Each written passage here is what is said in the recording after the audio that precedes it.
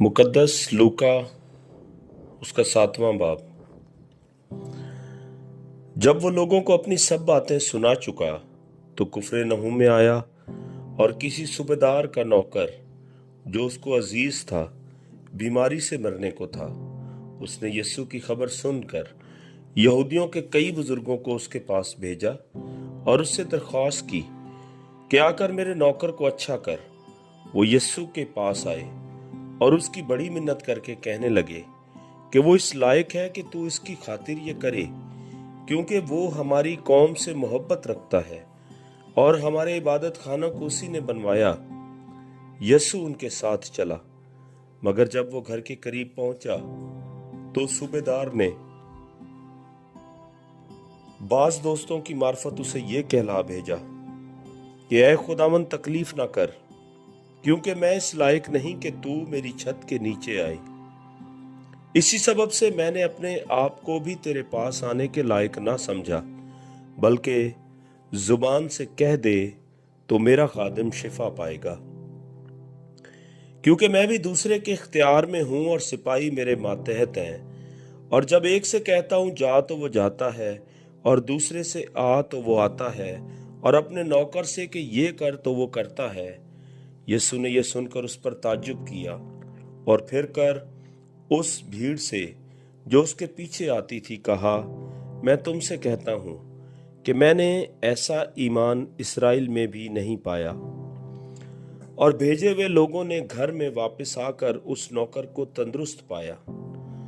थोड़े अरसे के बाद ऐसा हुआ कि वो नाइन नाम एक शहर को गया, और उसके शागिर्द और बहुत से लोग उसके हमरा थे।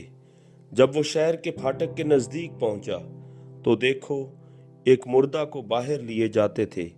वो अपनी माँ का इकलौता बेटा था और वो बेवा थी, और शहर के बतेरे लोग उसके साथ थे। उसे देखकर खुदावंद को तरस आया और उससे कहा, मत रो। फिर उसने पास आकर जनाजा को छुआ, और उठाने वाले खड़े हो गए, और उसने कहा, ऐ जवान, मैं तुझसे कहता हूं, उठ। वो मुर्दा उठ बैठा और बोलने लगा, और उसने उसे उसकी माँ को सौंप दिया।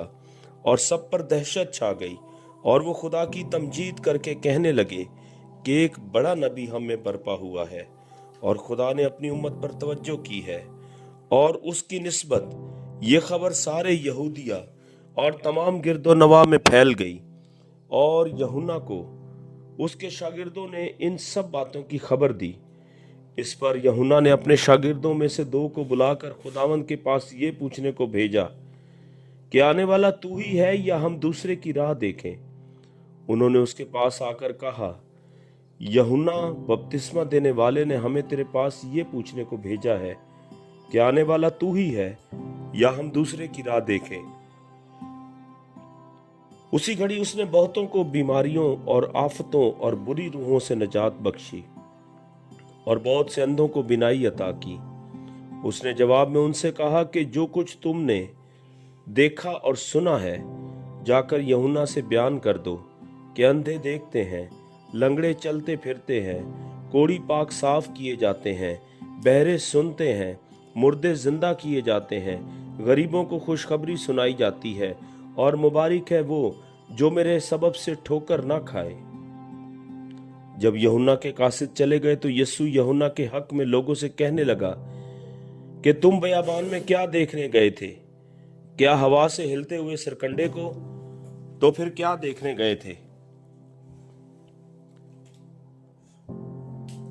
क्या महीन कपड़े पहने हुए शख्स को? देखो, जो चमकदार पोशाक पहनते और ऐशो इशरत में रहते हैं, वो बादशाही महलों में होते हैं। तो फिर तुम क्या देखने गए थे? क्या एक नबी? हाँ, मैं तुमसे कहता हूं, बल्कि नबी से बड़े को।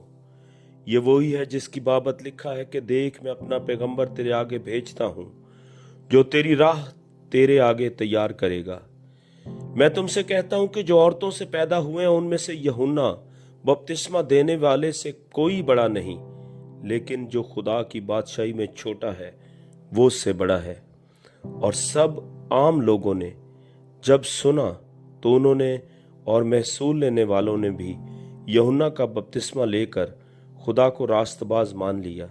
मगर फरीसियों और शरा के आलमों ने उससे बपतिस्मा ना लेकर खुदा के इरादा को अपनी निस्बत बातिल कर दिया। बस इस जमाना के आदमियों को मैं किससे तशबीह दूं, और वो किसकी मानिद है? उन लड़कों की मानिद है जो बाजार में बैठे हुए एक दूसरे को पुकार कर कहते हैं कि हमने तुम्हारे लिए बांसुरी बजाई और तुम ना नाचे, हमने मातम की और तुम ना रोए, क्योंकि यूहन्ना बपतिस्मा देने वाला ना तो रोटी खाता हुआ आया, ना मैं पीता हुआ, और तुम कहते हो कि उसमें बदरू है। इब्ने आदम खाता पीता आया, और तुम कहते हो कि देखो खाऊ और शराबी आदमी, महसूल लेने वालों और गुनहगारों का यार। लेकिन हिकमत अपने सब लड़कों की तरफ से रास्त साबित हुई। फिर किसी फरीसी ने उससे दरख्वास्त की कि मेरे साथ खाना खा। बस वो फरीसी के घर जाकर खाना खाने बैठा तो देखो, एक बदचलन औरत जो उस शहर की थी, ये जानकर कि वो उस फरीसी के घर में खाना खाने बैठा है, संगे मरमर के इत्रदान में इत्र लाई और उसके पांव के पास रोती हुई पीछे खड़ी होकर उसके पांव आंसुओं से भिगोने लगी और अपने सर के बालों से उनको पोंछा और उसके पांव बहुत चूमे और उन पर इत्र डाला। उसकी दावत करने वाला फरीसी ये देखकर अपने जी में कहने लगा कि अगर ये शख्स नबी होता तो जानता कि जो उसे छूती है वो कौन और कैसी औरत है, क्योंकि बदचलन है।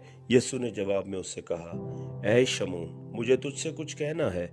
उसने कहा, ऐ उस्ताद कह। किसी साहूकार के 2 कर्जदार थे, एक 500 दिनार का, दूसरा 50 का। जब उनके पास अदा करने को कुछ ना रहा तो उसने दोनों को बख्श दिया। बस उनमें से कौन उससे ज्यादा मोहब्बत रखेगा? शमौन ने जवाब में कहा, मेरी दानिस्त में वो जिसे उसने ज्यादा बख्शा। उसने उससे कहा, तूने ठीक फैसला किया। और उस औरत की तरफ फिरकर उसने शमौन से कहा, क्या तू इस औरत को देखता है? मैं तेरे घर में आया, तूने मेरे पांव धोने को पानी ना दिया, मगर इसने मेरे पांव आंसुओं से भिगो दिए और अपने बालों से पोंछे। तूने मुझको बोसा ना दिया, मगर इसने जब से मैं आया हूं मेरे पांव चूमना ना छोड़ा। तूने मेरे सर में तेल ना डाला, मगर इसने मेरे पांव पर इत्र डाला है। इसीलिए मैं भी तुझसे कहता हूं कि इसके गुनाह जो बहुत थे माफ हुए, क्योंकि इसने बहुत मोहब्बत की। मगर जिसके थोड़े गुनाह माफ हुए वो थोड़ी मोहब्बत करता है। और उस औरत से कहा, तेरे गुनाह माफ हुए। इस पर वो जो उसके साथ खाना खाने बैठे थे अपने जी में कहने लगे कि ये कौन है जो गुनाह भी माफ करता है? मगर उसने औरत से कहा, तेरे ईमान ने तुझे बचा लिया है, सलामत चली जा।